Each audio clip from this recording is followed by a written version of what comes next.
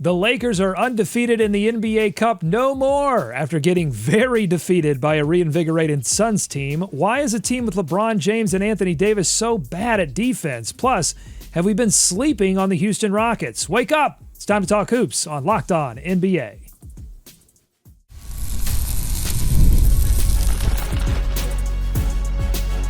You are Locked On NBA, your daily NBA podcast. Part of the Locked On Podcast Network, your team every day. Welcome to Locked On NBA. Thanks so much for making us your first listen of the day. We are free and available wherever you get your podcast, part of the Locked On Podcast Network, your team every day. Today's episode is sponsored by Robinhood Gold. Robinhood Gold provides the privileges of a high net worth for any net worth. These generous benefits are now available for only $5 a month. The new gold standard is here with Robinhood Gold. Sign up at robinhood.com/gold. I'm Doug Branson, host of Locked On Hornets and your Shot Clock Sherpa, guiding you through the NBA's biggest stories with the help of Locked On's amazing local experts. And we're going to hear from a lot of them today. And with me are two of Locked On's premier national NBA experts from the Locked On Nuggets podcast and senior writer for the Action Network and host of 1,000 podcasts. It is Matt Moore. And for the That was good. That was a great gobble. That wasn't just saying gobble. A lot of people will just say gobble. That was a legit gobble here in this pre-Thanksgiving show.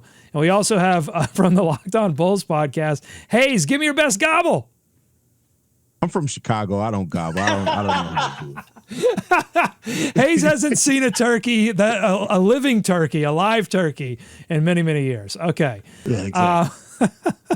We haven't seen the Lakers lose in the NBA Cup ever, but we saw it last night, and it has me wanting more. So we're going to play a little game of giving more with this Lakers-Suns matchup. It was the marquee matchup of last night's NBA Cup action, and the Lakers got crushed by the Suns 127-100. It's the third straight loss for the Lakers. They're first in an NBA Cup contest, as I've said. The Kamenetsky brothers over at Locked On Lakers say the defense is to blame, and they're pointing the finger at a very surprising name. Ways this felt like the embodiment to me of all the different ways that the Lakers struggle just doing anything they want defensively, where ultimately they end up in a lot of ways getting beaten by the secondary or thirdary guys like Jusuf Nurkic or Royce O'Neal being left inexplicably open multiple times. Frankly, LeBron was a culprit on a few of them. This was not a good game from LeBron. In particular, defensively, he had company, but we've talked before about how often tone gets set by your leaders, and this is the one of the byproducts of having a player with as many specific needs as LeBron and the stuff that comes out defensively with a lot of those needs. Okay, Hayes, we'll start with you. You can give me a Jusuf Nurkic breakdown if you want, but I'm also interested, was this game more about the issues the Lakers have on defense, or was it more about the return of KD and Beal to the Suns? I would say that it's more about the Lakers' issues on defense, specifically the fact that I think we just need to come to the realization that Father Time has finally tapped LeBron James on the shoulder and said, yeah, big fella, it's time to go ahead and come with me. And I think that we're starting to run into that a little bit, that you're starting to see like the turnovers from LeBron in key moments here. We're head scratching. AD at times did some crazy things. Other than the depth of the Lakers, like, again, the depth gets exposed as it has in a lot of the Lakers' bad losses so far this year. But overall, I think the thing is that this team, despite having LeBron, despite AD, and while LeBron is still averaging great things, and I'm not trying to say that LeBron is washed by any stretch of the imagination, you are really finally starting to see LeBron James slowing down in some of the key matchups here. And I think that KD's return definitely helped, but that LeBron and the turnovers in this game, they really stood out a lot to me. Yeah, I mean, it was rough. And LeBron does this a little bit, especially you talked about those Royce O'Neal shots. Like, he cheats up a lot trying to go for steals. He's done that going back to the Cleveland days, and he thinks he can recover faster than he can. And every year it gets a little bit harder for him too. The other thing I will say, though, here is, look, LeBron should not be expected to be the second best defender on this team. He just should not be expected to do that. You should have better defenders around him. The Austin Reeves combo is just rough. It's hard to hide Austin Reeves, especially in the minutes when they're playing D-Lo, because you have to hide both of them. And so LeBron winds up having to be a plus defender. He can't be neutral. He has to be a plus defender, and that's pretty rough. And finally, I'll just continue to say this. I'm going to keep shouting this from the mountain until somebody listens to me. If AD's DPOY, why is there no floor lifting? I'm not asking for them to be elite. I'm just asking for them to not be garbage. If he is that good of a defender, why is he not covering for anybody, especially LeBron James? Okay, so when you have a situation where you've got an aging superstar, one with some questions around injury, you've got players that you didn't expect, like Dalton Connect, playing better, you've got players that you expected to play better, not, that typically signals that a retool is in order. And I feel like there's one team that people keep trying to sort of associate with the Lakers in trade discussions. It's like those two people you knew in school that it was like, these two got to get together. We got to find a way to get these two together. And it's the Chicago Bulls. And we got, I don't know if you want to call this a report, but you had Joe Cowley, who's a columnist for the Chicago Sun-Times, indicating that the Bulls are looking to trade Zach LaVine and Nikola Vucevic. Is there an answer here in terms of a trade between the Bulls and the Lakers that can solve what ails them, Hayes? I mean, for the Lakers, maybe to a degree. I mean, like having another scorer in Zach LaVine could be good for them, but it does nothing for their perimeter defense. Even despite Zach LaVine having one of his best defensive seasons of his career, they still need to figure something out defensively there. Vooch doesn't answer that at all either. Like this, if the Lakers were to trade for Zach LaVine or Nikola Vucevic, or God forbid, I don't think they could work out one for both. It would feel like a Pelinka move that is like a really good move, flashy, and it's like, oh, look at what we got. We got the shiny new thing, but it really didn't solve any of your biggest issues. So, I mean, it could possibly happen, but I like, unless you're just going to switch just outscoring everybody, which a lot of teams do in this league, it doesn't do anything for their defense, especially in the playoffs. So I was texting with some folks yesterday and inside the league and asked them, hey, like, what are the teams that you are most interested in seeing what they're going to do? And the Bulls were on the list because now it's like, yeah, no, like, those players have a lot more value. Yeah, like Zach looks like, if Zach's past the injury stuff and he's going to play like this, the value I think is returning. So I do think that there's a good opportunity here for the Bulls to move those guys. For the Lakers, what is this going to do? Like what? Oh, we have the sixth best offense. I know. Let's trade for Zach LaVine and Nikola Vucevic. No, what are you doing? No, this doesn't solve anything. They've got to find defenders. They have to find defenders. And the problem is most of the good defenders have left Clutch Sports. And that's the real issue here for them to be able to figure this out. Like, they've got to be able to actually reconstruct. Part of it is the Lakers need like a drastic reconsideration of this core. And there were Lakers fans and Lakers columnists and Lakers pundits talking about this all summer, that just replacing the coach wasn't enough, that they needed to reconfigure the roster. And they didn't do it, and now they're dealing with the consequences. If they're going to make a trade, they have to get creative and find opportunities with guys who are going to help them on wing defense, because Rui Hachimura was good for a while. He's been bad. Cam Reddish has actually been pretty good, but he takes away from the offensive end. They don't have anybody else. Like, they've got to find some answers on the perimeter defensively, and that's the only thing that matters if they're talking about trades. So let's flip this over to the Phoenix Suns very quickly. So KD and Beal return. KD missed 7 games, I believe. The Suns were on a 5-game losing streak. And then I don't think I mentioned this yesterday when we talked, but they had like 6 days off heading into this game. It's like a crazy amount of time for a team to have off during the regular season. And they look healthier. They looked better. They looked awesome offensively. Very quickly, did this game nudge Kevin Durant up your early MVP ladder, Matt? I mean, look, KD, I think, is one of the best players in the league still, and he's so elite and he's so good at so many things.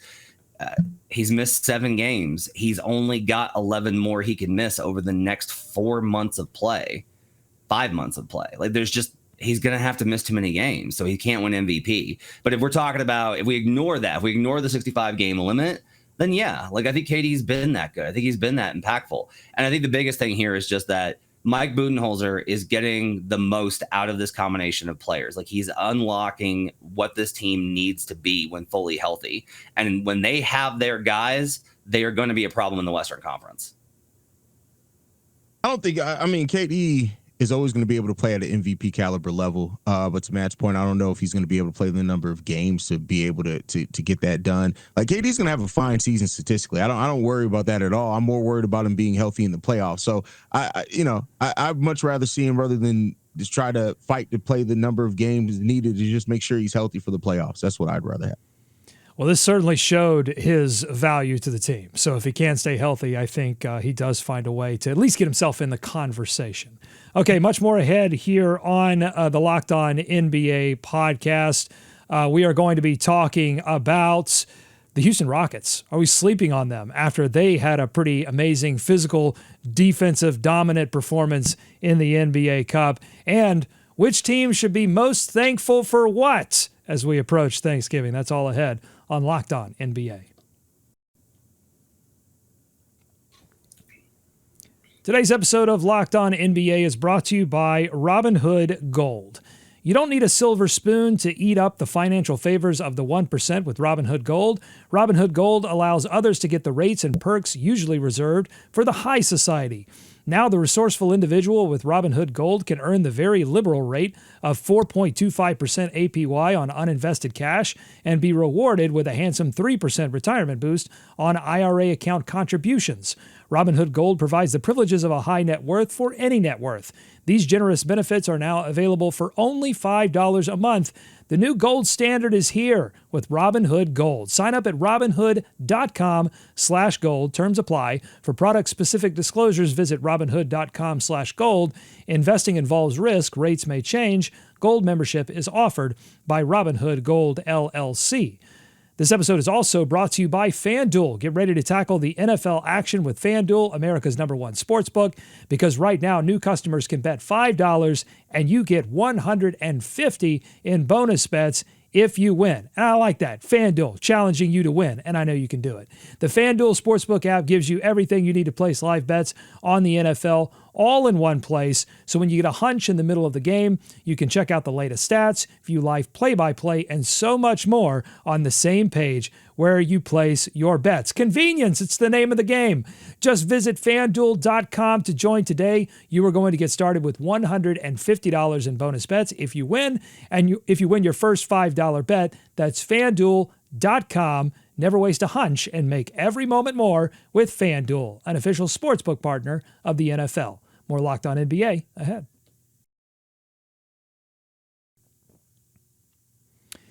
Before we get to our next topic, I did want to throw one piece of news in here, and it sort of goes with the injury talk that we ended that last segment with, and it's that the Atlanta Hawks were fined by the NBA $100,000 for holding out Trae Young in an NBA Cup game.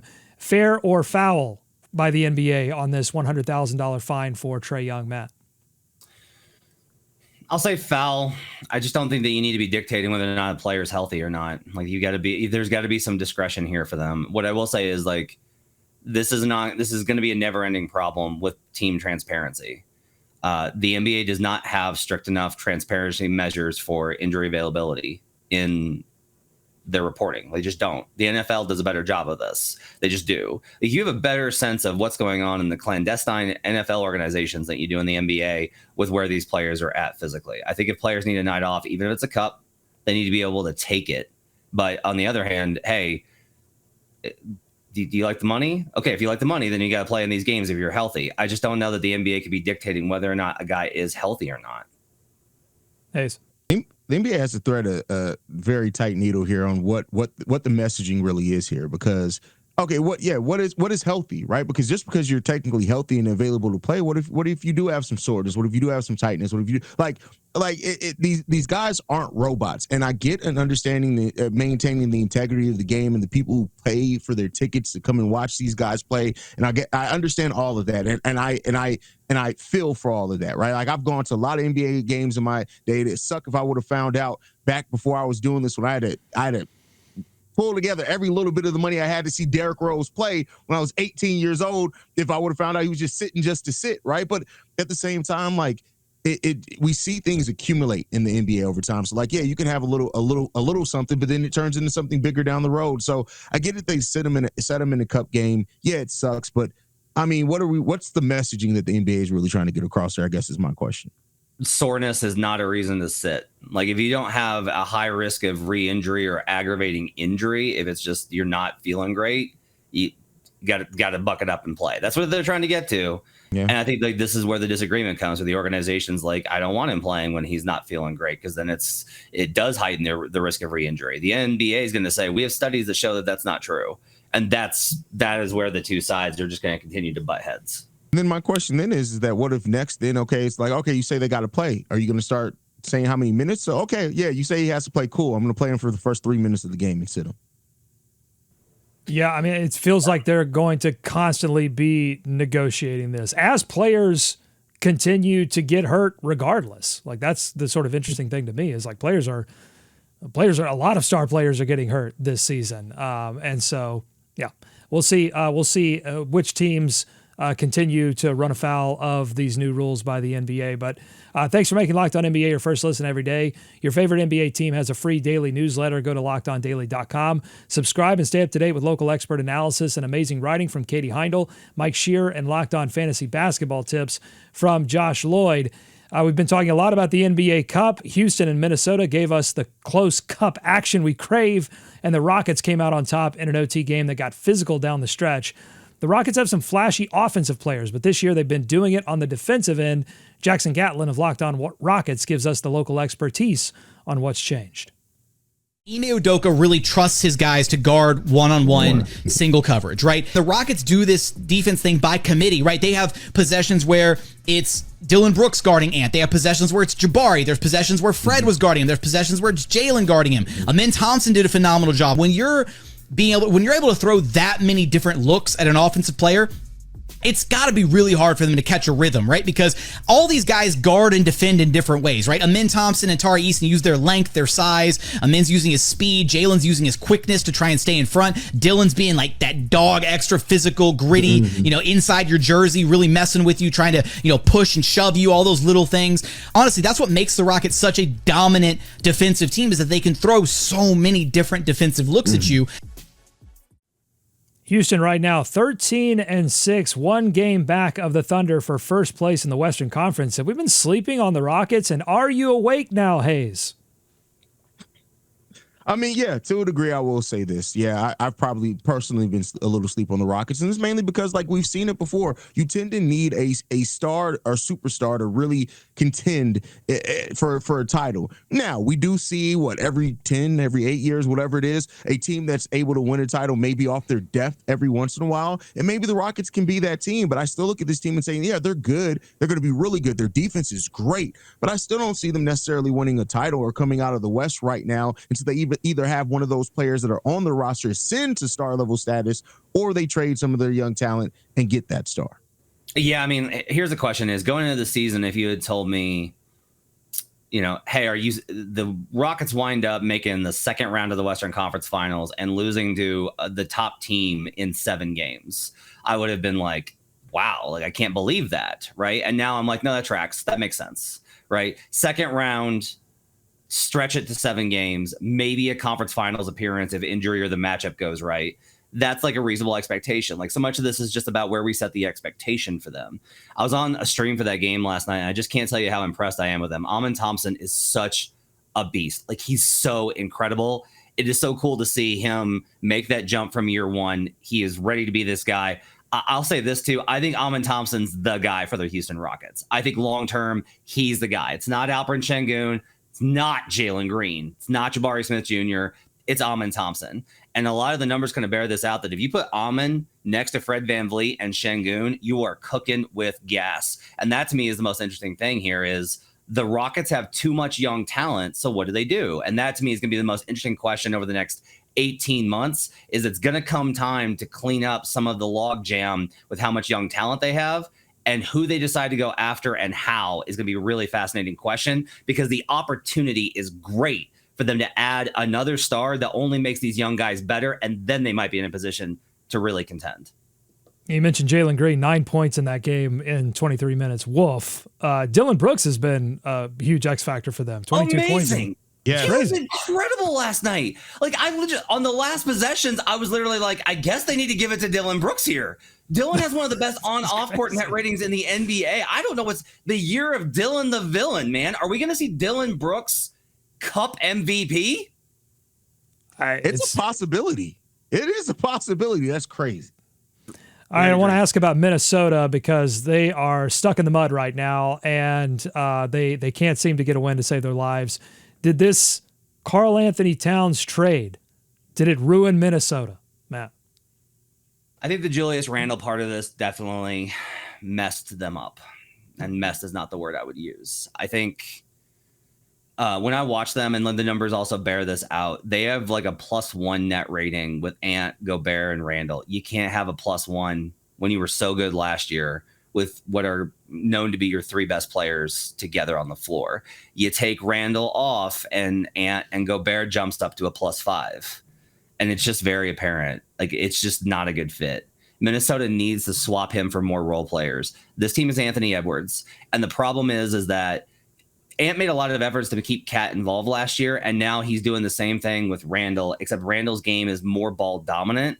So the ball just sticks longer. It doesn't work the way that it did with Ant trying to keep Cat empowered. And they've got to be able to adjust this. They need to move Randle for various parts and lean all the way in on this being Anthony Edwards' team. It's time. Yeah, this is why you have to play caution and get moves. And I don't think Julius Randle was ever like part of some long-term plan for them that they planned on like holding on to him forever. But it's clear now that it's just not working with Julius Randle. And, you know, for what it's worth, he still may have some value out there at the trade deadline between now and the offseason where you can move him. But this season may very well would just be a lost season for the Minnesota Timberwolves because it's just not working. And you can clearly see it's not going to work anytime soon either. You know who they should call? Because Julius actually keeps himself in really great shape. They should call Miami. They should definitely call Miami and have conversations about Tyler Hero. That's the conversation I think that they should have. Not Jimmy Butler. Have conversations about Duncan Robinson and Tyler Hero. Either one of those guys, along with some of the other young guys that they've got, that's a very good trade option, I think, for both teams. And what would that open up for them, Tyler Hero? It gives them another scorer off the bench, right? Like you need a guard that can actually create a little bit on his own to boost the offense. I think it gives you more versatility. Now, their long-term plan is Rob Dillingham, who was great last night and played long minutes. But I don't think that necessarily adding Tyler Hero means you have to give up on Dillingham. You can take a longer timeline with him. But I think Tyler Hero actually fits pretty well with that combination. Some of the defense you lose for sure, but Tyler is also a guy that can get absolutely red hot and can still create. Duncan Robinson's the guy I would really be trying to get there. It's like if you can get Duncan Robinson, get Jaime Jaquez maybe, and then something else, that'd be really good. Now the Heat are going to say it's too much for Julius Randle, but if you're the Heat, beggars can't be choosers, and that's an all-NBA talent who would fit really well next to Bam. And Hero, Duncan Robinson, they've been there and done that. Dillingham looked great, and then as the game got tighter, he looked more and more like a rookie. So, yeah, I know. I think that's an interesting move. Okay, coming up on the Locked On NBA podcast, speaking of a team that's been slept on, I guess it's a weird thing. We haven't talked about them a lot since their streak was over. The Cleveland Cavaliers, they've kept on winning regardless. And the question is, how much winning can they do? Can they get to 60? Can they get to 70? We'll talk about it coming up.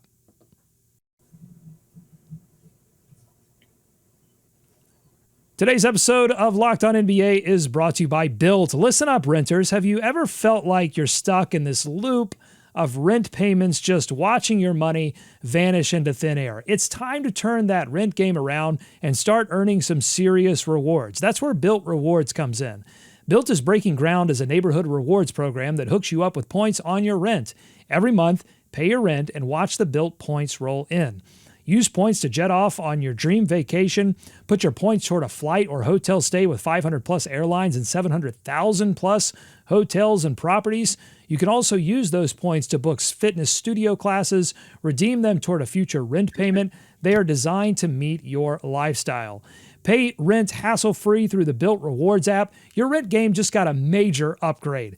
Bilt points have been consistently ranked the highest value point currency by the Points Guy and Bankrate. Earn points by paying rent right now when you go to joinbilt.com/LockedOnNBA. That's JOINBILT.com/LockedOnNBA. Locked On NBA, and make sure to use that URL so that they know that we sent you. Join Bilt.com/LockedOnNBA to start earning points with your rent payments today. More Locked On NBA ahead.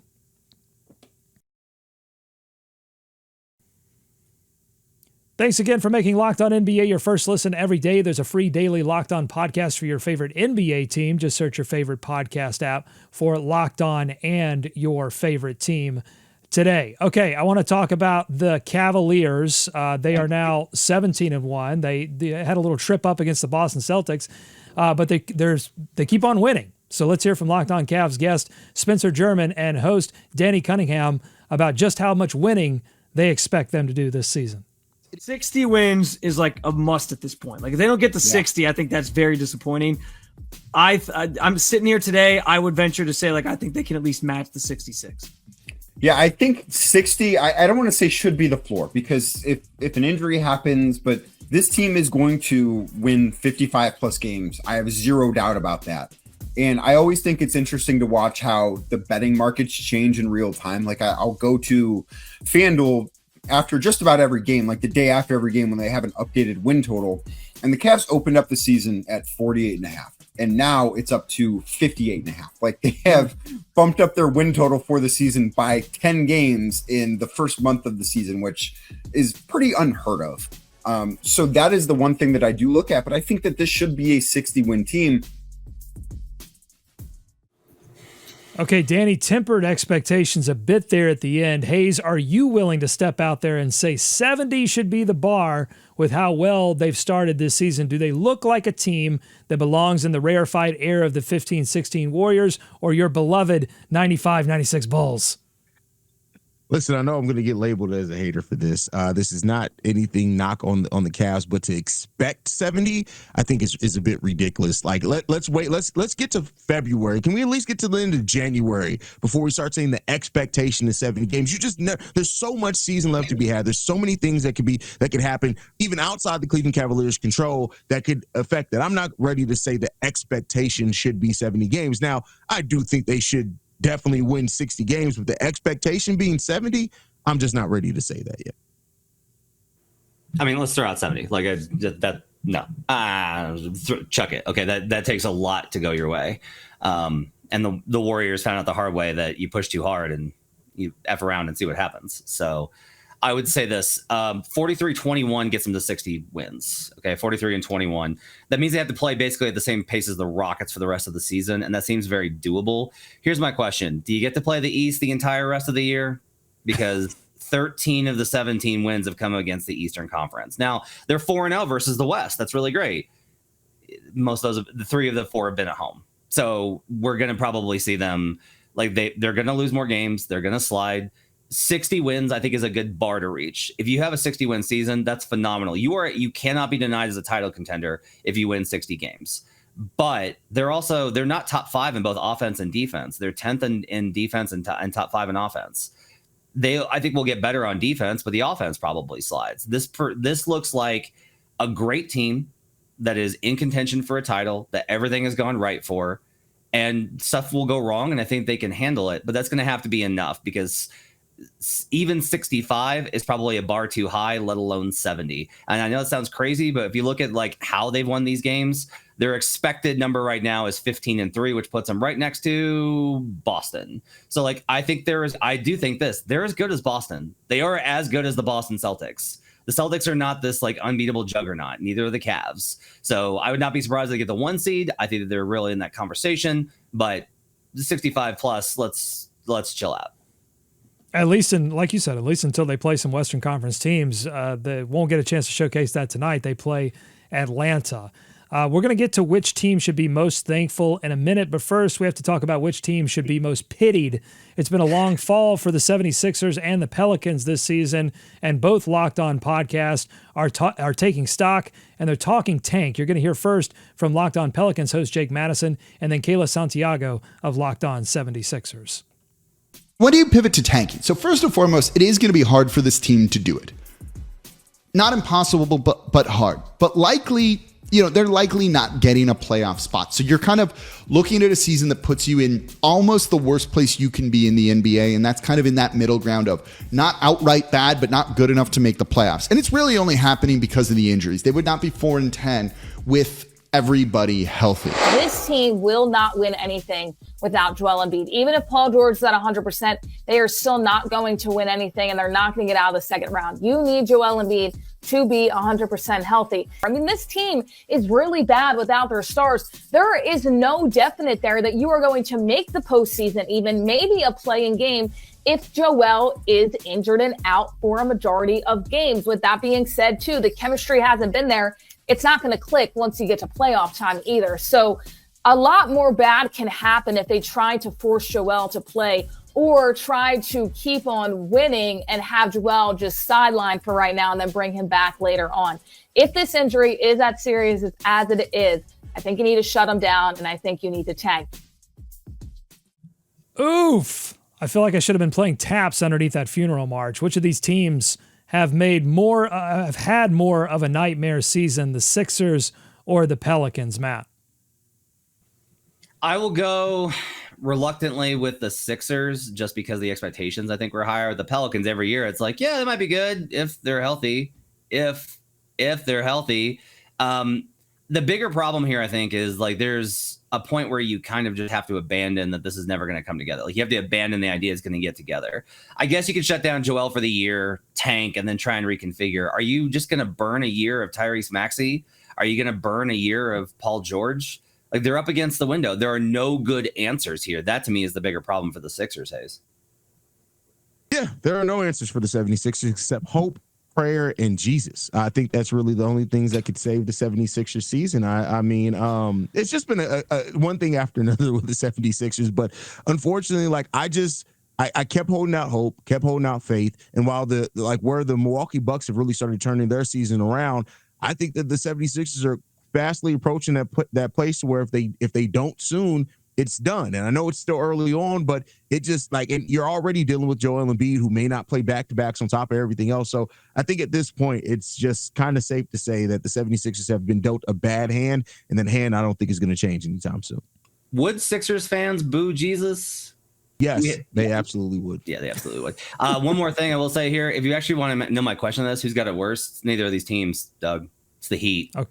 You lost to the Bucks without Giannis at home. It is time to give up the ghost. It's over. Deal like they were like me at 21 trying to pretend like I still had hair. Give it up, man. It's over. The battle has been lost. Until you trade for Julius Randle, right? Until you trade for Julius Randle. That's right. Some interesting, I don't have them in front of me, but I'll stick a pin in this for a future conversation. But I did see some interesting numbers on Damian Lillard's performance without Giannis Antetokounmpo. So let's put a pin in that.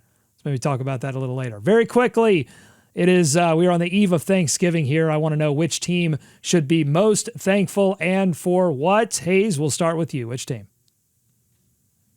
Which team should be most thankful? I will say that the Orlando Magic should be the most thankful. They lost their best player, and Franz has stepped up in such a major way, and they're still, top three in the Eastern Conference? They're the team that should be the most thankful. Matt? Every single East team, all of them that you get to play in the Eastern Conference, they're 29-45 against the Western Conference this season collectively with in the East versus the West. That includes the 4-0 Cavs. They are, it is just absolutely wretched. Favorites are only 15-12 versus the West. Be thankful that you play in that trash conference so you have a legitimate shot at the playoffs. And execs are starting to whisper about some changes to the playoff format because of the East-West divide. Stick a pin in that conversation, too. We'll have that one later. And make sure you're subscribed to Locked On NBA because we don't forget these conversations. We always have them because we're on every day. We're free and we're daily. So make sure you're subscribed. Make sure you like the videos on YouTube. Comment. Let us know what you think. And we will be back tomorrow on Thanksgiving. So if you need to just kind of sneak away from the family for a few minutes and do some hoops talk, we're going to be doing some MVP ladder, maybe some rookie ladder, some other fun segments as well. Thanks so much for listening, for watching. We'll see you next time on Locked On NBA.